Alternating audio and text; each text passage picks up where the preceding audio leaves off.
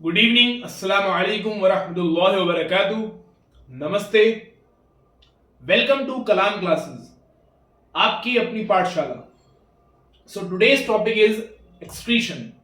Excretion from the chapter life process, class 10th।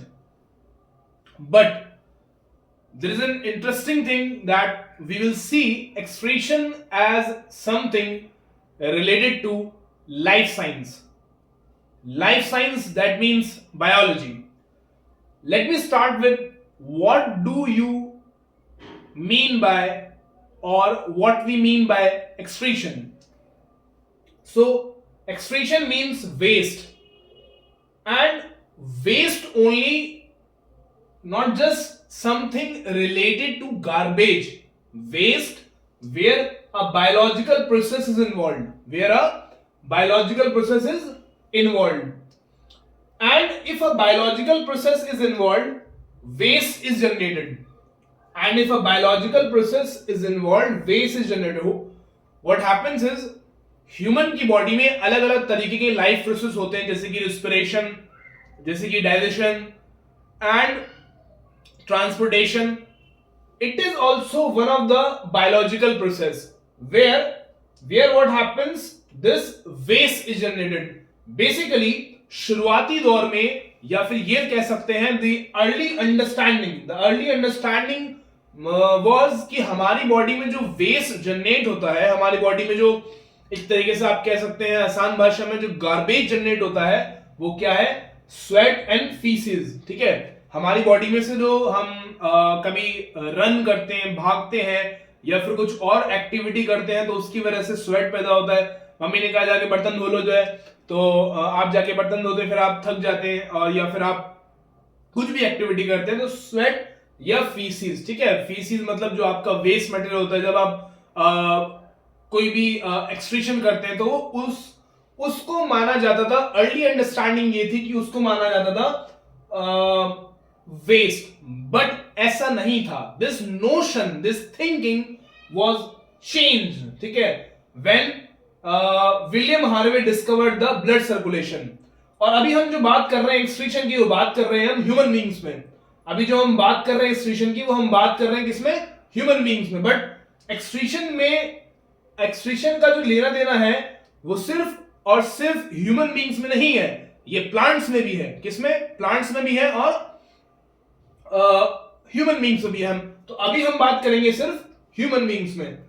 तो ये जो स्वेट एंड फीसिस वाला आइडिया था, जो नोशन था, जो इंसाइट था, जो थिंकिंग थी, ये एक वैग आइडिया था। ठीक है, क्या था? एक वैग आइडिया था। मतलब इस आइडिया को किसी ने तवज्जो नहीं दी, इस आइडिया को किसी ने इंपॉर्टेंस नहीं दी। That's why it was a vague idea. Then when William Harvey discovered blood circulation, रक्त का प्रभाव, ठीक है, जिसे बोलते हैं कि ब्लड सर्कुलेशन, तो उसमें ये चीज पाई गई कि हमें क्या करना है? वेस्ट को फिल्टर्ड करना है ब्लड से, filtered from the blood, filtered from the blood. हमें क्या करना है? फिल्टर्ड फ्रॉम द ब्लड, और इंडिपेंडेंटली इसको बनने नहीं देना है। नॉट फॉर्म इंडिपेंडेंटली, हमें क्या नहीं करने देना है? इंडिपेंडेंटली बनने नहीं देना है। तो मेरी दो बातें आप ध्यान में रखो कि अर्ली अंडरस्टैंडिंग क्या थी। शुरू में क्या एक पिक्चर थी। शुरू में ये जो पिक्चर थी वो ये थी कि excretion was considered as waste. वो एक बायोलॉजिकल प्रोसेस, एक लाइफ प्रोसेस, एक लाइफ प्रोसेस के थ्रू वो निकल के आता है। ठीक है, वेस्ट आता है, बट आता किस फॉर्म में? स्वेट एंड फीसिस के फॉर्म में। फिर जब ब्लड सर्कुलेशन की डिस्कवरी हुई विलियम हार्वे द्वारा, तो हमें समझ में आ गया इसको फिल्टर्ड करना है हमें ब्लड के अंदर से ही, ब्लड के अंदर से ही इसको फिल्टर्ड करना है। ये नहीं कि अलग से इसको कोई हमें इंडिपेंडेंटली ये चीज बनेगी, नहीं।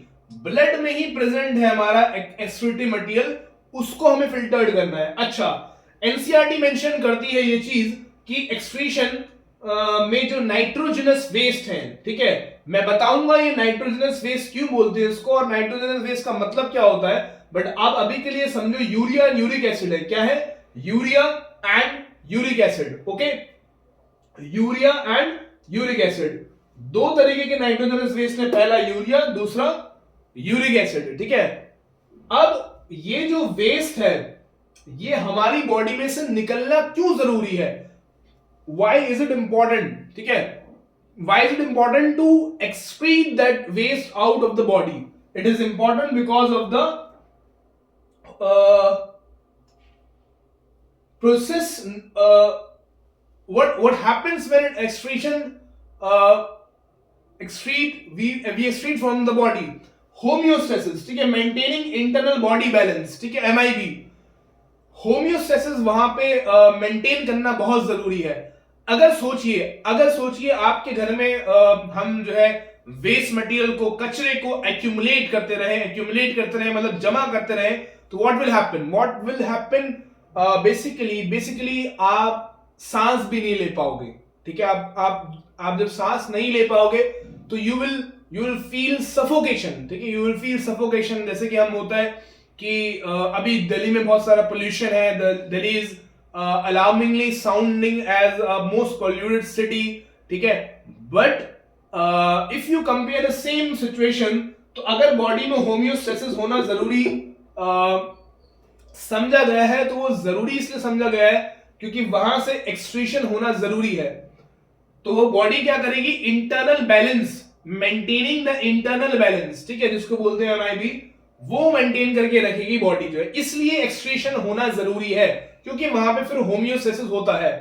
अब बात आती है, ये जो होता है वो होता कहां है। एकदम से हम ये निष्कर्ष पे, कंक्लूजन पे नहीं पहुंचे कि ये जो है नेफ्रॉन जो आप देख रहे हो अभी, वो वहां पे किडनी का इन्वॉल्वमेंट है, नहीं। शुरू में हम एकदम से नहीं पहुंचे, but I am making you clear that हमारी एनसीईआरटी में दो चीजें पूछी गई हैं कि भाई दो चीजों के बारे में डिस्क्राइब करा गया है, किडनी और नेफ्रॉन। तो मैं नेफ्रॉन के बारे में आपको पहले बताता हूं। तो नेफ्रॉन में क्या है, Bowman's capsule, glomerulus and collecting duct. तो ये सब क्या करते हैं, ये अल्ट्राफिल्ट्रेशन करते हैं। ये सब क्या करते हैं, अल्ट्राफिल्ट्रेशन करते हैं। अल्ट्राफिल्ट्रेशन समझ लीजिए क्या है, और अल्ट्राफिल्ट्रेशन को जरूरत क्यों है किडनी को करने की। अल्ट्राफिल्ट्रेशन है कि आप जैसे किसी चीज को छान रहे हैं, ठीक है, that is known as ultrafiltration. आप चाय बना रहे हैं, चाय के शौकीन तो आप होंगे ही सही, ठीक है, बहुत लोग हैं जो चाय के शौकीन होते हैं। तो वो क्या करते हैं, चाय बनाने से पहले चाय बनाने के बाद जो वो पत्ती जो होती है उसमें उसको छानते हैं, ठीक है, दैट इज द वेस्ट, ठीक है। अब उसमें से कुछ बच जाता है, ठीक है, तो वो वहां पे क्या आता है, एक टर्म दी हुई एनसीईआरटी में, सेलेक्टिवली रीअब्सॉर्ब। सेलेक्टिवली रीअब्सॉर्ब करने के बाद, सेलेक्टिव रीअब्सॉर्प्शन करने के बाद, सेलेक्टिव चीजों को बचाने के बाद, ठीक है, सेलेक्टिव चीजों को बचाने के बाद वो क्या करता है, वेस्ट को हरी झंडी, जाइए आप मेरी बॉडी से चले जाइए, ठीक है। That is known as selective reabsorption, that is known as ultrafiltration. So Bowman's capsule, glomerulus and collecting duct, ये सब क्या है, ये सब पार्ट है नेफ्रॉन का, ठीक है। किसका पार्ट है, नेफ्रॉन का। अब Bowman's capsule and glomerulus both are one unit, they are one unit, Bowman's capsule and glomerulus. मैंने इसमें कलेक्टिंग डक्ट लिखा है, but collecting duct is all together a different unit, but Bowman's capsule and glomerulus ये दोनों एक है, ठीक है, ये दोनों क्या है, एक है। इसे बोलते हैं हम कि दो इंसान, जैसे for example one partner other partner, वो मिलके एक यूनिट की तरह काम कर रहे हैं, that is something they are doing. Bowman's capsule and glomerulus जो मेजर रोल प्ले कर रहे हैं किसमें, अल्ट्राफिल्ट्रेशन में। और नेफ्रॉन को क्या कहा जाता है, SFUK, ठीक है। आप ऐसे याद कर सकते हो कि इसको structural functional unit of kidney, इसलिए मैंने इसको शॉर्ट में लिखा है structural functional unit of kidney. So basically urine को, जो अर्ली अंडरस्टैंडिंग थी, यूरिन को क्या माना गया था, कोई एक्सक्रीटरी मटेरियल नहीं माना गया था। उसको क्या माना गया था कि यार ये तो एक्सेस वाटर है जो निकल रहा है हमारी बॉडी में से। बट बाद में तो पता चल गया ना कि ये एक्सेस वाटर जो है, ये कोई यूरिन जो है, ये कोई एक्सेस वाटर नहीं है, पानी नहीं है। जो हमारी बॉडी से यूरिन एक्सक्रीट होता है वो actually is something that is an excretory material. So basically now I would like to summarize this. Excretion means waste. Waste क्या है? जो एक बायोलॉजिकल प्रोसेस से आ रहा है. बायोलॉजिकल प्रोसेस का मतलब लाइफ प्रोसेस, वो प्रोसेस जो लिविंग बीइंग करते हैं. मैं, आप, सांस लेना, हमारी बॉडी में ब्लड का पूरा संचालन होना, ये सब क्या है? लाइफ प्रोसेस है. तो ये भी एक्सक्रीशन भी वो क्या है? एक बायोलॉजिकल प्रोसेस है. अच्छा, इसका होना जरूरी इसलिए है to maintain the internal balance. Internal balance को बोला गया है बायोलॉजी में होम्योस्टेसिस. होम्योस्टेसिस क्या होता है? होम्योस्टेसिस होता है जहां पे बॉडी अपना इंटरनल टेम्परेचर मेंटेन करके रखती है. For example when you want to go to the washroom, ठीक है, पर आपको बहुत तेज मतलब बेयर नहीं हो रहा आपको, ठीक है, अब आपको जाना है, तो just think of that situation. वहां पे आप कैसे रिएक्ट करते हो, ठीक है. तो इसलिए जरूरी होता है कि होम्योस्टेसिस बॉडी को मेंटेन करना, maintaining the internal balance. Internal balance हम यहाँ पे सॉल्ट से कह रहे हैं या बाकी सारी चीजों से. अब बात आते हैं यहाँ पे कि अर्ली अंडरस्टैंडिंग क्या थी इस वेस्ट को लेके. जो ये वेस्ट है, एक्सट्रेशन जो हो रहा है, जो वेस्ट है, उसकी अर्ली अंडरस्टैंडिंग क्या थी? वो ये थी कि ये एक वैग आइडिया है. लोगों ने ये माना कि स्वेट का निकलना या फीसीज जो होते हैं, वेस्ट मटेरियल, वो क्या है? एक वो वेस्ट मटेरियल है. बट ये बाद में पता लग गया कि एक वैग आइडिया है. इस नोशन की, इस थिंकिंग की कोई वैल्यू नहीं है. आगे चल के क्योंकि जब ब्लड सर्कुलेशन की डिस्कवरी हुई तो ये पता लग गया ये जो वेस्ट मटेरियल है, इसको हमें क्या करना है? फिल्टर करना है ब्लड से. क्या करना है? फिल्टर्ड करना है ब्लड से. And it should not form independently. और साथ साथ में मैं आपको ये बता दूं, एनसीईआरटी मेंशन करती है बॉमेंस कैप्सूल, ग्लोमेरुलस और कलेक्टिंग डक्ट, ठीक है, इन सब चीजों को मेंशन करती है, इन पार्ट्स को मेंशन करती है. और बॉमेंस कैप्सूल और ग्लोमेरुलस एक यूनिट की तरह, जैसे दो पार्टनर एक यूनिट की तरह काम करते हैं, मिलके काम करती है. That is known as ultrafiltration.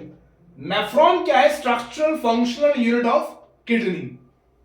Alright, यहां से हमें एक और बात क्लियर होती है कि यूरिन भी कोई सच में एक एक्सक्रीटरी मटेरियल है, एक एक्सक्रीशन का पार्ट है, प्रोसेस का पार्ट है, वो एक एक्सक्रीटरी मटेरियल है. ये आज हमें साबित हो गया है, ठीक है. That is proven to us. अब इसमें से क्या क्वेश्चन इंपॉर्टेंट है, ठीक है, इसमें से जो क्वेश्चन इंपॉर्टेंट है वो ये है, describe the structure and working of human kidney. उसका हमें डायग्राम बनाना है और साथ साथ में ये बताना है कि स्ट्रक्चर के बारे में बताना है, ठीक है, साथ साथ में वर्किंग भी बतानी है ह्यूमन किडनी की. ये इंपॉर्टेंट है डायग्राम के साथ. दूसरा, explain the mechanism of urine formation in humans, ठीक है, और compare excretion plants versus animals, ठीक है, plants versus animals.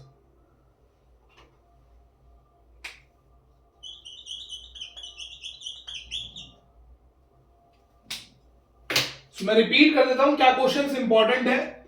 Describe the structure and working of human kidney, ठीक है, विद डायग्राम. एनसीईआरटी में ये डायग्राम मेंशन्ड है, वो डायग्राम आपको बनाना है, नेफ्रॉन का भी प्लस किडनी का भी. Explain the mechanism of urine formation in humans, compare excretion plants versus animals. ये तीनों क्वेश्चन मैं आपको कवर करवाऊंगा. Eventually you will go with this topic first, then मैं लाइफ प्रोसेस चैप्टर को आपको in a quick way on in a very simplified way में आपको उस चीज को कंप्लीट कराने की पूरी कोशिश करूंगा. सो ये तीन क्वेश्चन आएंगे, प्रीवियस ईयर क्वेश्चंस हैं ये सारे, ठीक है, और ये 5 नंबर के क्वेश्चंस हैं. And they are important, they are important enough to make you understand कि एक्सक्रीशन टॉपिक में क्या दिया हुआ है. With that said, I would like to conclude with a remark that excretion is also important in our life to understand कि हमें जो negative thoughts होते हैं या जो नेगेटिव नोशंस होते हैं या नेगेटिव रिमार्क्स होते हैं या नेगेटिव कंक्लूजन्स होते हैं या नेगेटिव आइडियाज होते हैं किसी के, वो हमें कभी भी अपने माइंड में नहीं रखने चाहिए. Not in the mind also, not in the heart also. And with that thought, with that remark, I would like to end this class with a thought and most powerful statement of Dr. APJ Abdul Kalam, that with faith you can change your destiny. Thank you. Jai Hind.